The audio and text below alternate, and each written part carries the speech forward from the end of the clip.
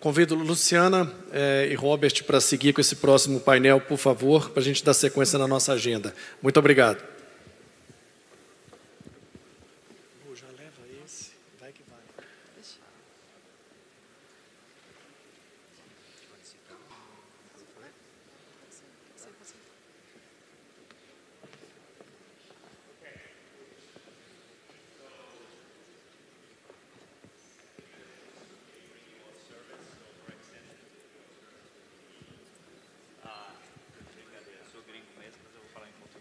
Às 6 da tarde, depois de uma sessão desse tipo, ninguém aguenta mais.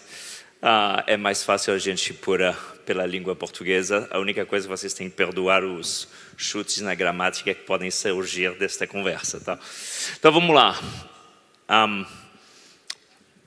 Apresentação aqui, vamos falar de GenAI. Não é que vocês não tenham escutado GenAI. Acho que o tópico hoje, nos últimos ano e meio, é basicamente só isso, só GenAI. O interessante é que, assim, se você olha as conversas estatísticas, eu vou dar uma que não tem nada a ver com GenAI.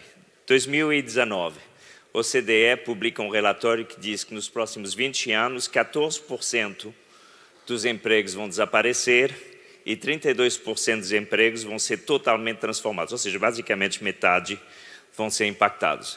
Isso, ninguém tinha ideia naquela época que vinha ChatGPT pela frente. Daí vocês começam a olhar o vosso feed de e-mail e vocês começam a ver o seguinte, os nossos amigos da EY falavam de 70% dos empregos sendo afetados, tem uns que falam de 60% e esta manhã eu estava vendo um ainda que estava falando de 90%, ou seja, todo mundo está chutando alguma coisa, todo mundo está sendo impactado e a gente tem que resolver essa situação. Então vamos lá, a ideia, no entanto, é a seguinte. Muito legal o que a gente tem aqui, mas o que a gente quer no painel é basicamente ser capaz de tocar alguns dos elementos que são possibilidades e também alguns perigos a nível do uso de Generative AI. Para isso, eu vou tentar manter a coisa relativamente simples. Pensa o seguinte, tem dois elementos no trabalho de Generative AI. Um é endógeno, o outro é exógeno, e basicamente isso tem a ver o quê? Sobre o que vocês controlam e o que vocês não controlam como empresas trabalhando no vosso setor, mas trabalhando com esse tipo de tecnologia. O que é isso? De um lado, você tem um elemento de talento, que é basicamente o impacto sobre as pessoas que eu estava comentando. O outro é o impacto de decisão. Vou entrar sobre o porquê da decisão. Essa decisão é completamente diferente e a evolução do processo de decisão é completamente diferente do que era até agora. E o terceiro eixo, basicamente, ele tem a ver com viés. E esse aí vocês não controlam.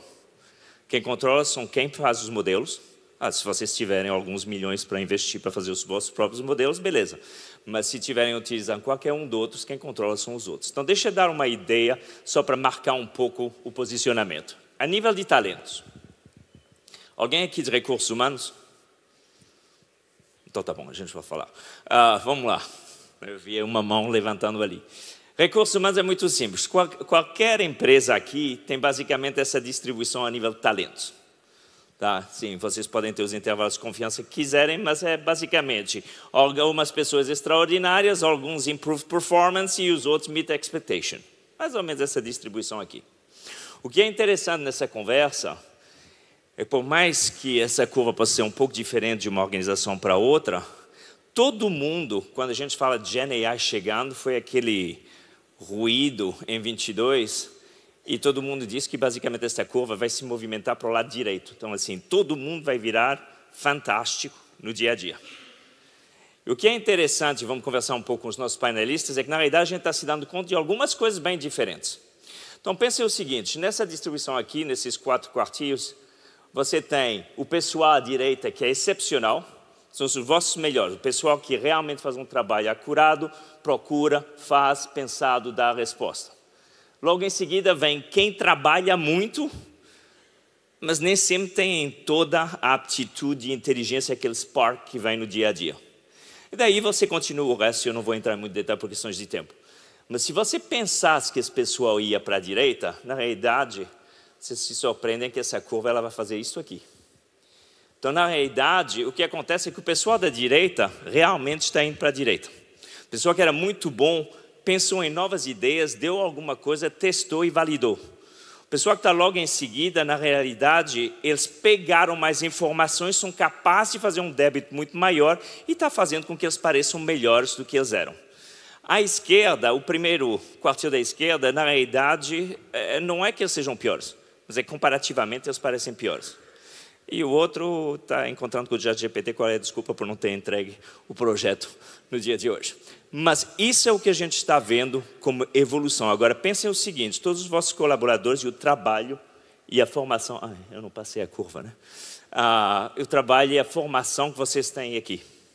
Todo o reskilling, que hoje todo mundo já diz que é complicado, imagina como esse reskilling vai avançar. Então, esse é o ponto número 1. Segundo ponto importante a nível de mudança de GenAI, o processo de decisão.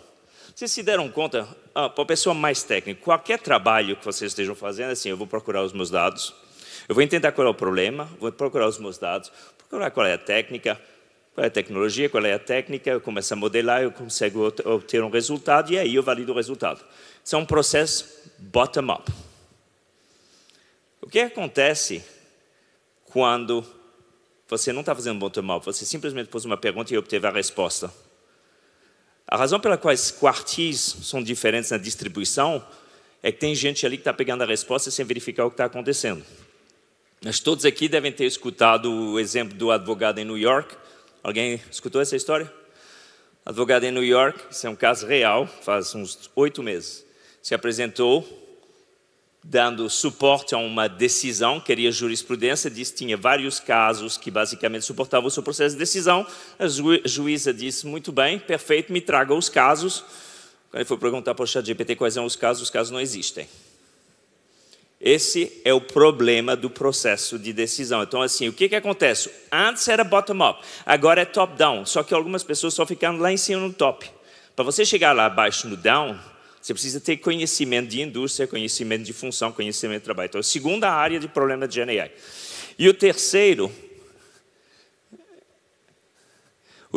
é algo que vocês já não controlam. Os 2 primeiros ainda dá para fazer algum trabalho. O terceiro é o seguinte, isso aqui eu tinha na porta do meu escritório em São Francisco durante muitos anos. E basicamente ele estava lá por uma questão muito simples. Se eu olhasse esse chart e eu dissesse que fossem todos vocês aqui na sala, eu teria uma super história para produzir, porque tem alguma correlação aqui super importante. Tá? Ou se eu estivesse olhando uma situação de quanto tempo leva um trem levando minério num corredor determinado até algum lugar, eu tenho umas médias e eu vou determinando em função do que eu estou investindo. Só que é o seguinte, o problema desta curva é que o que deveria estar interessado é esse pontinho aqui. Porque aqui embaixo, nessa média, tem uma outra palavra para média. Se chama medíocre. E o pontinho lá em cima, se você souber qual é o pontinho e por que esse pontinho está lá, você consegue ter elementos que você consegue afetar. Então, quais são os elementos que você consegue afetar, mas saiba que você não tem controle em GenAI? São 3. Primeiro, o dado. Eu vou usar alguns exemplos simplesmente para dar uma base de referência. O primeiro é o seguinte. Existe um conceito chamado The Banana Paradox. The Banana Paradox foi descoberto há uns 7 meses, agora não mais, 10 meses.